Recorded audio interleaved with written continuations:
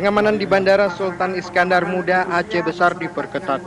Puluhan aparat gabungan dikerahkan untuk mengamankan aktivitas bandara dari ancaman teror. General Manager PT Angkasa Pura II Bandara Internasional Sultan Iskandar Muda, Surahmat, menyebutkan pengamanan di area bandara ditingkatkan menjelang libur Lebaran Hari Raya Idul Fitri dan pasca teror yang menimpa bandara Turki. Menurutnya, sejumlah aparat gabungan dari TNI Angkatan Darat, TNI AU, dan Gegana Polda Aceh ditempatkan di sejumlah tempat strategis, seperti terminal kedatangan, terminal keberangkatan, kawasan kargo, hingga area parkir. Tetapi khusus untuk 2016 ini, tentu kita ada yang lebih spesifik. Kejadian kemarin bom di Bandara Turki yang sungguh sangat menjadi perhatian dunia penerbangan internasional.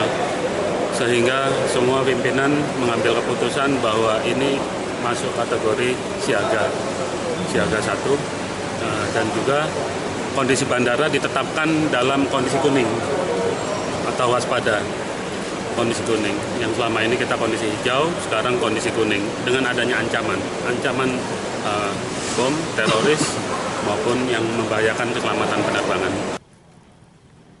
Sementara itu, pihaknya memastikan terdapat kenaikan angka pergerakan pesawat mencapai 100% dan mengalami peningkatan penumpang hingga H-3 Lebaran sekitar 40%. Dari Aceh Besar, Ferdian melaporkan untuk Aceh Video.